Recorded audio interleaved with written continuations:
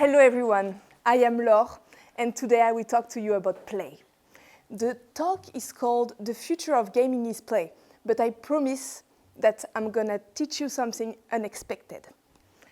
So, first of all, I want to tell you what this talk is not about, so we are on common grounds. I'm not gonna talk about kids, I'm gonna talk about adults playing, still not what you think. I'm not gonna talk about video games. No, I'm not gonna talk about serious games. I'm not gonna talk about gamification. And I'm not gonna talk about games. So I'm gonna talk about play. Play, my friend, is a verb. Play is a state. And play is an amazing state that has a lot of potential into tapping into our creativity, our innovation, and our best ideas. So I come from play with this thing, the Rubik's Cube. And I have many identities around the Rubik's Cube. I am a competitor, I am a community co-creator, I am a passionate person about the benefits of play and what the Rubik's Cube can teach us about architecture and design. So great. But I promise you that we don't have time to teach the Rubik's Cube today. Just so I know, who knows how to play the Rubik's Cube here in this room? Okay, that's pretty good. And who can solve it? That's still pretty good. Amazing. So, playing with the Rubik's Cube has taught me so many things, but I want this talk to be very universal. Play has so many textures, so many different masks. It is a land for diversity. But weirdly enough, it's also a land for universal thinking. We've all played since forever. And today, I just want to give you a lot of value about the process of play, what happens when we play, so that you can play more in your life in every area that are relevant to you. So while I will go through this talk and this process, I want you to make links and connect the dots with what really matters to you and where you want to bring this amazing verb, this amazing state in your life. So we're gonna start with the basics. I just wanted to tell you about play with a very, very easy toy. It doesn't really have a name, but do you know what it is? Okay, you've all played with it? Yeah. Okay, amazing. So this game, I guess, is about shapes and is about taking the shapes, putting in your hands and somehow putting in where it fits, experimentation of fitting objects into another's, right? Passing it through, whatever. It's a very, very simple toy. And today, I want to tell you about play using shapes. All right? So play is a circle. Play is an invitation. Play always starts when we are invited to do so. This step is crucial in play and is a land for amazing playful design. And there is no play unless there is curiosity and there is the trigger that will make you touch it, question it, or starting to having an interaction with anything that is presented to you. So you can find this in all areas of your life, but with the circle, it's about maybe touching it, maybe realizing you can roll it, whatever. It's about starting the interaction. For example, I have a little thing here. So, you know, it's all great that we've seen it. Maybe you have started questioning yourself about it. That's amazing. I can start interacting with it. Okay, now we are invited. We have started the game. And I think it's important to understand that this invitation needs to hold the prospect of pleasure, because this is where we are triggered to be game on. It's by having the prospect of pleasure. And I hear so many times people talking about play as a way to deal with pain and to make sure that we can go through. But really, really, it's the prospect of pleasure that invites us to start playing. So now that we're here, we are invited, we have entered the circle, we have started playing, what happens? The square. And I say that because when you realize that you've been invited in a circle, but actually you're in a box, and they are full of rules, full of processes, full of things that are right, things that work and that doesn't, well, this is the rule of the game. And I like this shape a lot because together we're gonna enjoy playing with the square as well. And we can understand that the square holds so many lands for intellectual interaction, and that we can be really expert and develop an expertise. So, as we enter this square, people have been really, really interested in how to create rules that works and that create fun and that create engagement.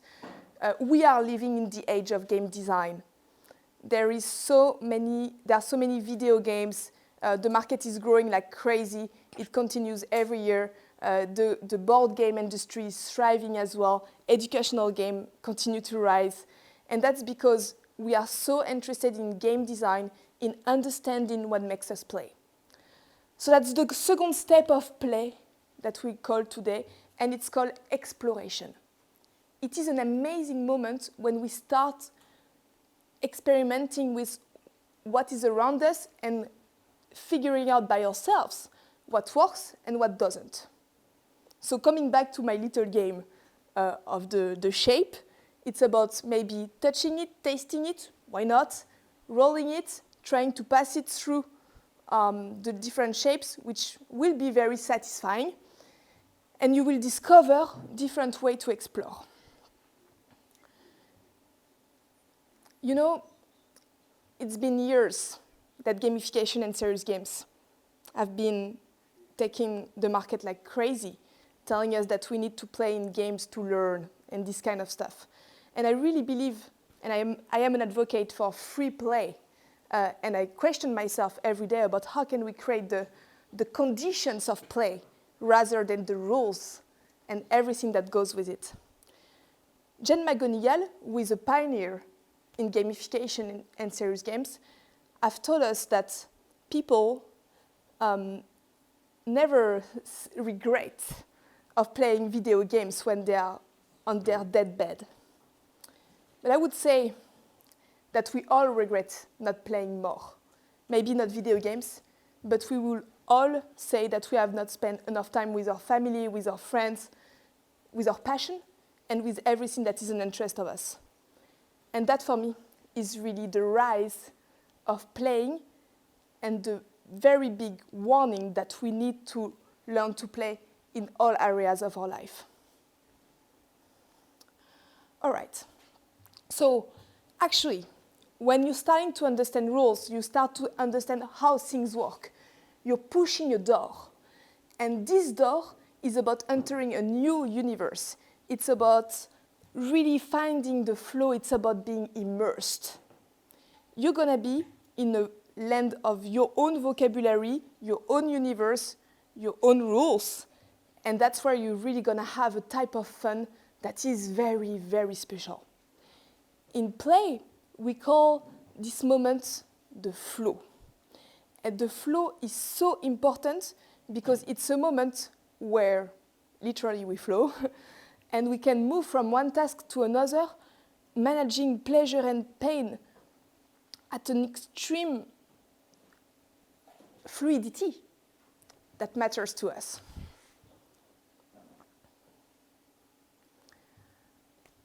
That's the flow state. It has been described by Siston Mailey as an optimal state for creativity. This state is described at the intersection of a good challenge level and a skill level that are really matching. So, I just want to ask you, have you already experienced the flow state in your life? Yeah, I see some yes. Okay, very good. So this state is very precious, and actually it's kind of rare. it's rare in the sense that it is rare to discover new ways to experience of flow. Trust me, you have your habits of flowing. You have your habits of play. You have your habits of fun. And here I just want for you to find more flow in all areas of your life. And I've realized that the more you flow, the more you have this capacity to transfer this flow state from an activity to another. For example, I dance a lot. I practice a lot creative dancing. And I've realized that this ability to dance I've transferred from just dancing for creativity to animation and facilitating group design. And that has been a really mind-blowing thing for me. It's like, actually, you telling me that like if I flow in dance, I can be a better facilitator. I can be better at managing a room and managing collective intelligence. Well, that was a very interesting one. So I don't know if you like this graphic as much as I do, but I love the panel of emotions that are presented to you and the way it shows that like we can all gather flow. In flow, there is this really, really weird thing that happens, that is that you lose track of time. You lose track of time, you're not hungry, you don't feel that you're thirsty or this kind of stuff. You are completely in the zone.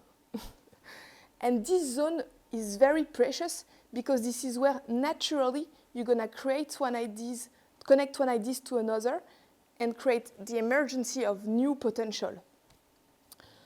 So, yeah, I wanted to tell you that about flow and this losing time ability that is really, really characteristic, and we call it immersion. So, just to recap here, there are only three steps to start playing. First is an invitation. It's about really getting curious about something, and you can really be invited to play anywhere. I know someone, that's true story, who really, really find playfulness into washing dish. Do you find playfulness in washing the dish here? Okay, you can try. And if you try to make it as an invitation to play, you experiment in the different ways you can play with the dish, you could find yourself being immersed in washing the dish and totally lose track of time and being in the flow state. So this is very interesting how these steps helps us trigger play in any kind of activity in our life. And for sure, I have been a massive player.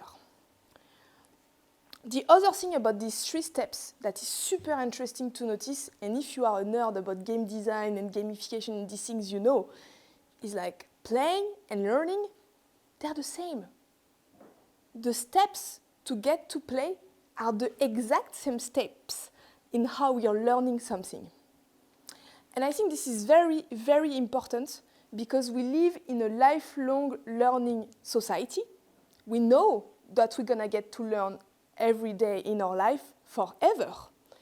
And so what I want to invite you to think today is that how can I bring more playfulness into my life to continuously learn what is of interest to me and continue bring joy into these learning activities. Because again, the pleasure is the prospect to play, and the pain is just something that we manage and is actually the freedom to effort that we have when we play. So play makes us grow, and it's the same step than learning, okay, interesting. And that is why I didn't want to talk about kids today, and I am observant on how adults play.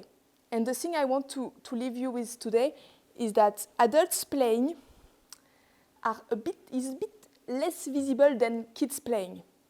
When you see kids playing, they make a lot of noise, they're going to be very expressive and these kind of things. And when we play as adults, usually it's going to be much more of a cognitive experience. That's fine. I think that's great, and that is interesting that we are triggered with by more cognitive activities when we are adults. But this is so easy for you to play more in your life.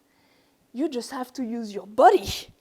You just need to play a bit like you're a kid, just to put your weight a bit down, to be a bit excited, to show your emotions will naturally bring more playfulness in your life.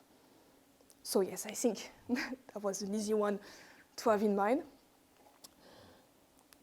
You know, we all realize at some step in our life that we need to play more. Let's not wait for the deathbed to realize that, please. And I'm so glad that I am here today so we can discuss it and eventually play together with many serious topics in our lives.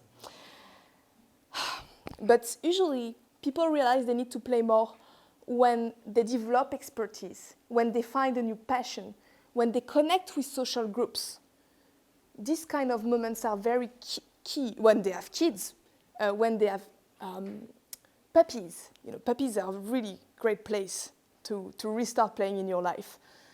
So whenever that will happen for you, just remember that there are these 3 steps and try to embody them, and just this consciousness will bring so much joy in any activity that you're gonna have. Okay. I'm sure that you are all connecting the dots and starting to think about how you can bring more play in your life. The last thing I wanted to leave you with is on my paper, but will come back in my body very soon. Let me maybe put my unicorn hat for this one.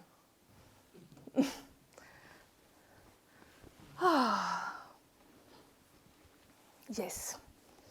You know, when we play, we expand our identity. We realize that we can be much more than what we currently have. So yes, I am as well a unicorn. That's fine. And that really helps me becoming my best self and becoming the joyful, colorful beam of light that I want to be for the world. I guess that's it for me today. Maybe I just want to leave you on the fact that in play, the question matters more than the answer, because we are all different in the way we play. So please remember this question. Why do you play? What makes you play? What activates you to be in joy? And asking yourself this question maybe is more interesting than any kind of answer I could give you about play and any kind of research I could show you. So for me, I think I really like to play because I want to have fun. And I realized very recently that fun could be used as fully utilizing now. So play helps us being in our strongest, joyful presence. And I really wish that for all of us today. Thank you.